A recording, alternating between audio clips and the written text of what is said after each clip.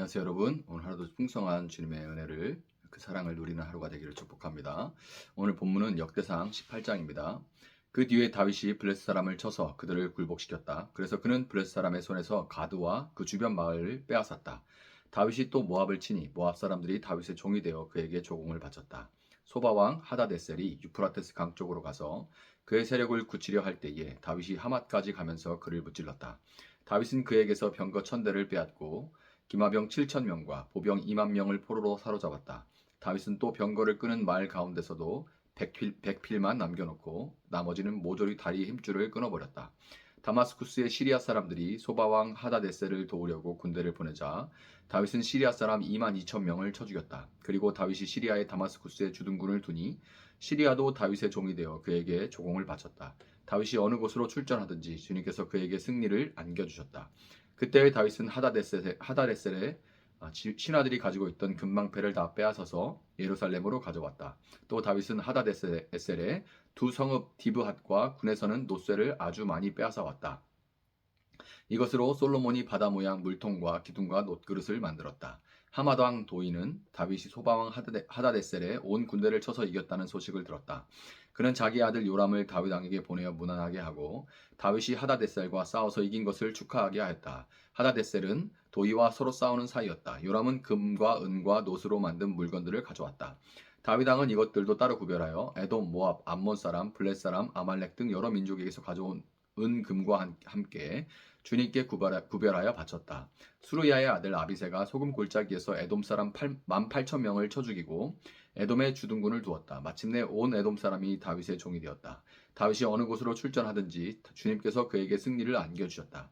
다윗이 왕이 되어서 이렇게 온 이스라엘을 다스릴 때에 그는 언제나 자기의 백성 모두를 공평하고 의로운 법으로 다스렸다.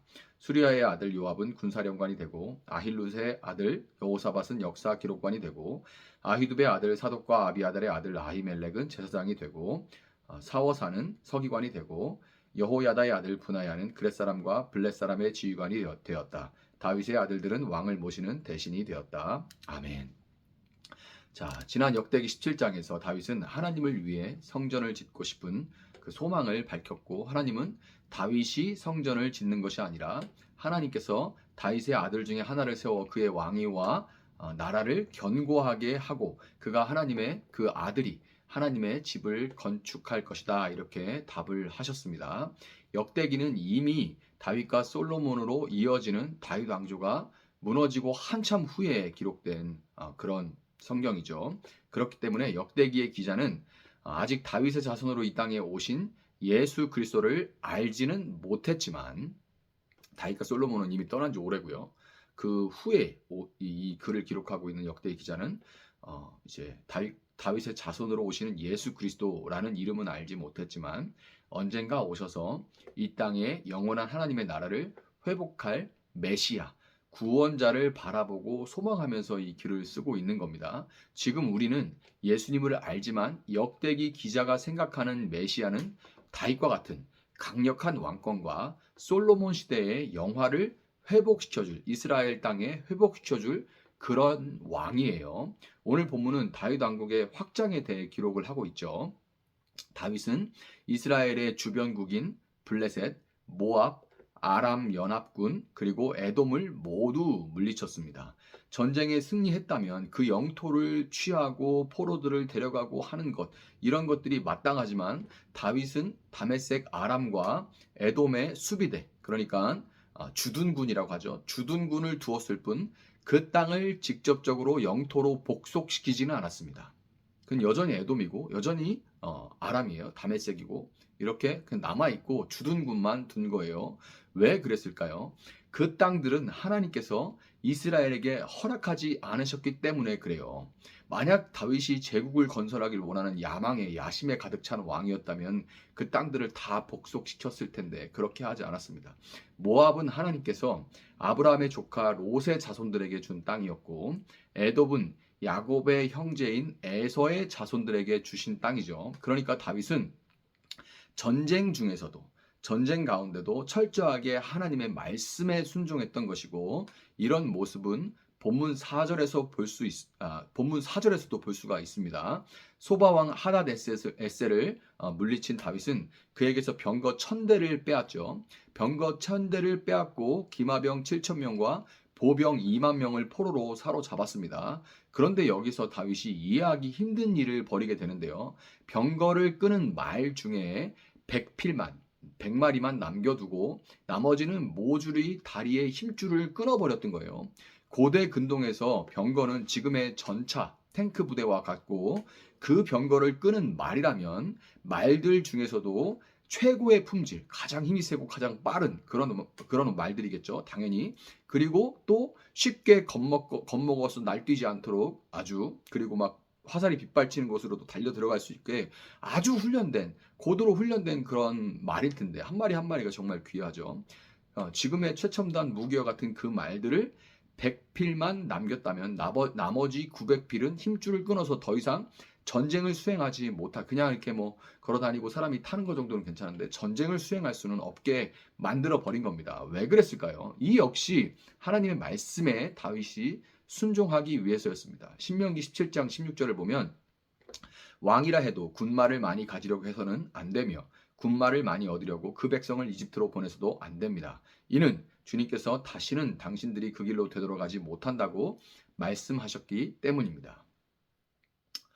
이집트는 이스라엘 백성들이 파라오의 노예로 살던 곳이었죠. 따라서 다윗의 전쟁은 영토를 더 많이 차지하려거나 군마를 더 많이 소유해서 더 강해지고 피라미드의 더 높은 곳으로 올라가려고 하는 그런 전쟁이 아니라 하나님의 말씀에 순종함으로 하나님의 다스림이 임하도록 하는 그런 전쟁이었던 겁니다. 다윗이 하나님의 말씀에 철저하게 순종했을 때 본문 6절과 13절에서 반복되고 있는 것처럼 하나님은 다윗이 어느 곳으로 가든지 어느 곳으로 출주하든지 그에게 항상 승리를 안겨주셨죠. 다윗의 자손으로 이 땅에 오신 예수님은 다윗과 같이 철저하게 하나님의 말씀에 순종하셨는데요. 그분은 왕이시면서도 왕궁이 아니라 구유에 오셨고 스승이시면서도 제자들의 발을 씻기셨으며 승리자였지만 승리자의 상징인 백마가 아니라 겸손하게 그것도 나귀의 새끼를 타신 그런 분입니다. 예수님은 철저하게 세상과 다른 방식으로 세상 나라가 아닌 하나님의 다스림, 하나님의 나라를 전하기 위해 세상 기득권과 그 배후에 악한 영과 싸우셨고 하나님은 죽으신 예수님을 부활시키심으로써 세상 모든 곳에 영원토록 그분이 맞다. 그분이 승리하셨다라는 것을 선포하셨습니다. 예수님은 누가복음 17장 21절에서 하나님의 나라가 언제 오느냐 하고 묻는 바리새인들에게 하나님의 나라는 눈으로 볼 수 있는 모습으로 오는 것이 아니라 하나님의 나라는 너희 가운데 있다. 이렇게 말씀을 하셨습니다. 이제 우리는 예수님을 믿음으로 보이지 않는 하나님의 그 나라가 우리 안에 임하게 됐고 영적 전투를 통해서 그 보이지 않는 하나님 나라가 세상 가운데 나타날 수 있도록 드러날 수 있도록 해야 할 사명을 갖고 있습니다. 그렇다면 여기서 영적 전투는 무엇일까요? 영적 전투는 다름 아닌 우리의 탐욕과 세상 유혹에 맞서 하나님의 말씀에 순종하는 그런 싸움입니다.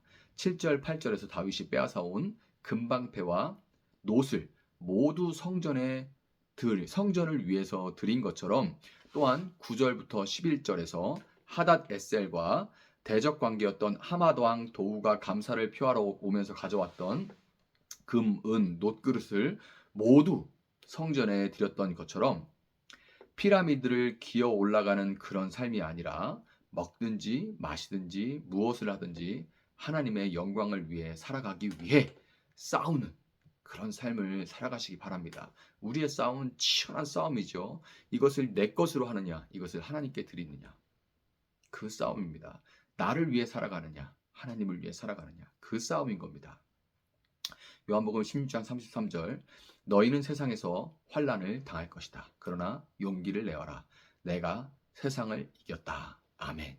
이 말씀처럼 우리가 영적 전투를 치른다고는 하지만 사실 이 싸움은 이미 세상을 이기신 예수님 안에서 승리한 싸움을 싸우는 거라는 것을 믿으시고, 이미 승리한 싸움을 싸우는 거라는 것을 믿으시고, 오늘도 믿는 자, 하나님 나라에 속한 자로 살아내시는 여러분들이 될 수 있기를 예수님의 이름으로 축복합니다.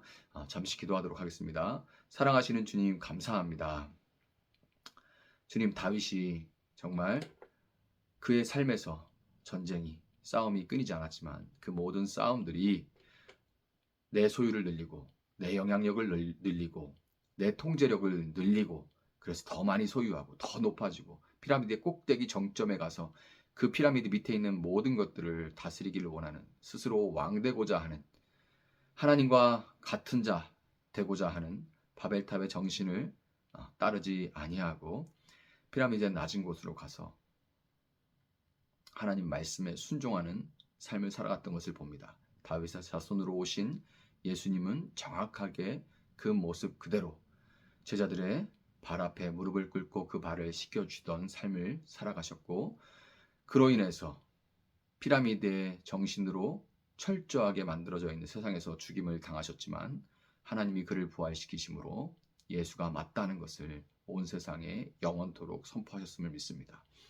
주님, 우리는 주님을 따르는 사람들입니다. 주님의 자녀요, 주님의 제자요, 주님을 믿는 사람들입니다. 주님, 우리가 무엇을 믿고 무엇을 위해 살아가는지 점검하게 하시고, 주님이 계신 곳에 우리가 가게 하시고, 그런 삶을 살아갈 수 있도록 모든 싸움 가운데 치열하게 싸우게 하시고, 그러나 우리 힘과 능이 아니라 주께서 이미 이기신 싸움 이후에 우리에게 부으신 성령으로 감당해낼 수 있는 저희가 되게 하셔서 언제나 주님 따르며 주님을 닮아가는 저희들 될 수 있도록 주님 역사하여 주시옵소서. 오늘 하루를 싸워내고 너무 평생에 승리할 것을 생각하면 답답하지만, 그러나 오늘 하루, 오늘 이 한 시간에 승리하는 저희들 될 수 있도록 주님 붙들어 주시기를 원합니다. 감사하며 예수님의 이름으로 기도합니다. 아멘.